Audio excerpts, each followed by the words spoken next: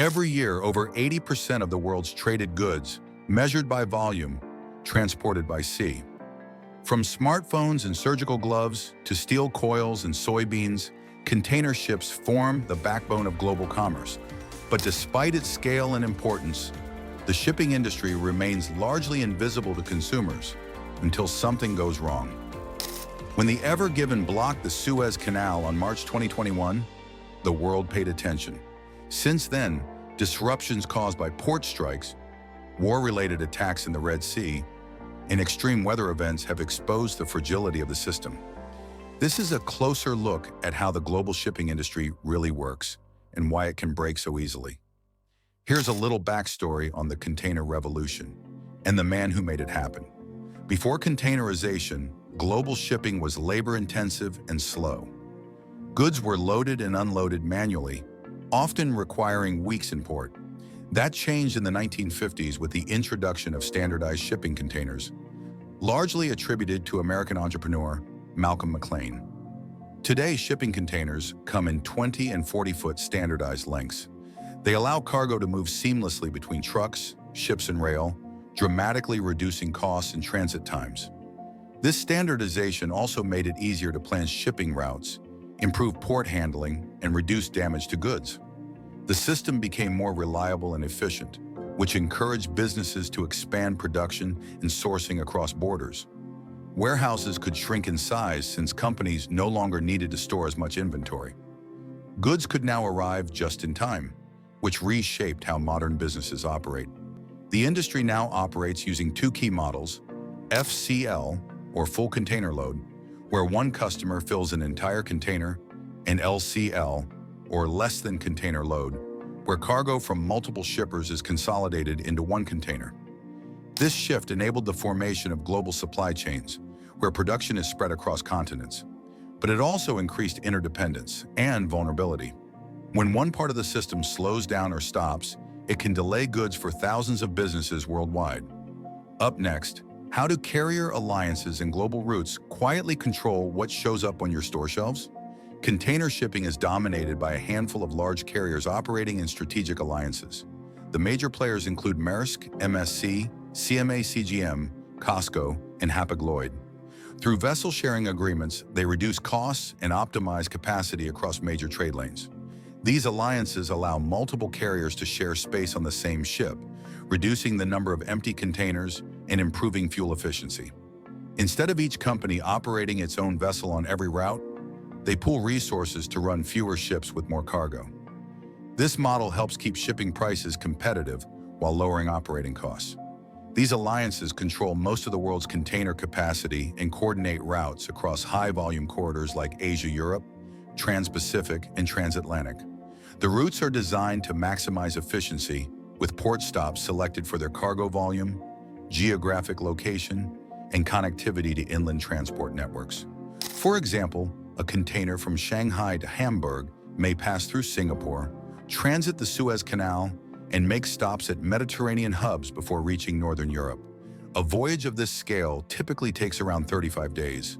Timetables are tightly scheduled, with delays at one port often affecting the next several stops. But while global routes are optimized for efficiency, they leave little room for error.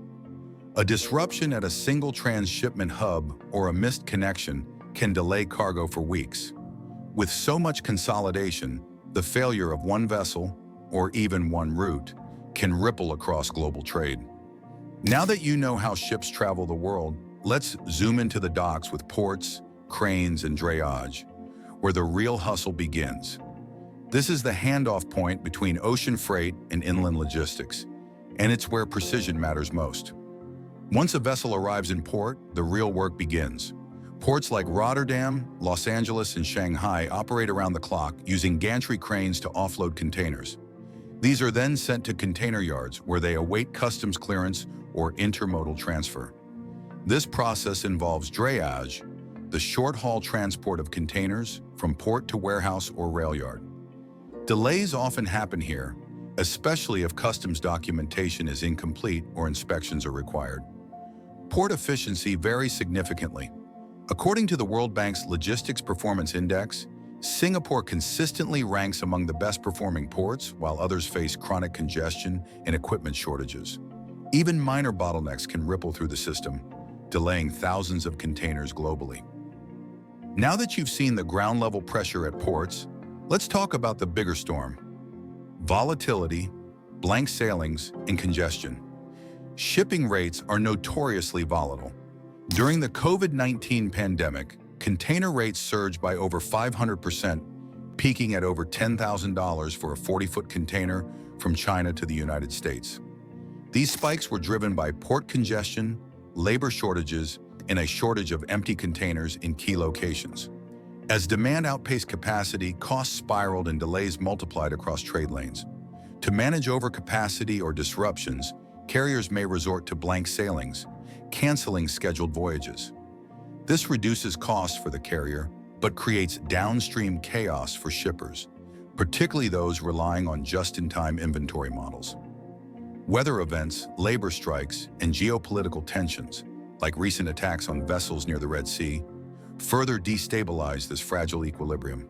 Even a single disruption can trigger weeks of ripple effects across global supply chains. Now, I bet you're wondering, who actually makes all these moving parts work? It's the freight forwarders in the role of intermediaries. Few companies deal directly with shipping lines. Instead, they rely on freight forwarders, intermediaries who coordinate transport, handle customs paperwork, and arrange inland logistics.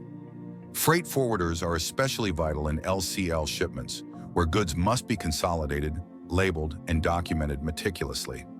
Key documents in international shipping include the bill of lading, commercial invoice, packing list, and HS code declaration. In the UK, systems like CDS, Customs Declaration Service, manage imports and exports digitally, replacing the older CHIEF system.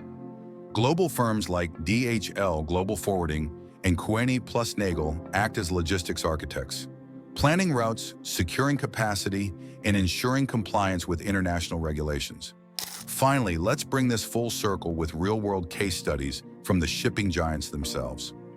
Maersk, the Danish shipping giant, has vertically integrated much of its logistics operation, acquiring custom services, warehouses, and inland transportation firms. This end-to-end model improves resilience, but requires substantial capital investment. MSC, now the world's largest container line by capacity, has pursued aggressive fleet expansion while remaining privately owned, giving it strategic flexibility. Hapag-Lloyd, based in Germany, emphasizes digitalization with real-time container tracking and AI-driven routing tools. These strategies were tested during the Ever Given crisis in the Suez Canal. The 6-day blockage delayed over 400 vessels and impacted global supply chains for weeks. It underscored the critical role of choke points, like the Panama Canal, Strait of Malacca, and the Suez. When disruptions occur in these narrow corridors, rerouting vessels adds both time and cost. In the Red Sea, recent maritime threats have forced carriers to sail around the Cape of Good Hope, adding up to 10 days to Asia-Europe routes. The global shipping industry is efficient, but only under stable conditions. Its strength lies in coordination, standardization, and scale. But its weakness is interdependence. A delay in one port, a missing customs form, or a geopolitical event halfway around the world can cascade across the system. Understanding how shipping works is no longer a niche interest. For supply chain professionals, manufacturers, and consumers, it's central to understanding how the modern economy functions and how it breaks down. To explore more behind-the-scenes insights on logistics, supply chains, and trade, consider subscribing for future videos. Thanks for watching.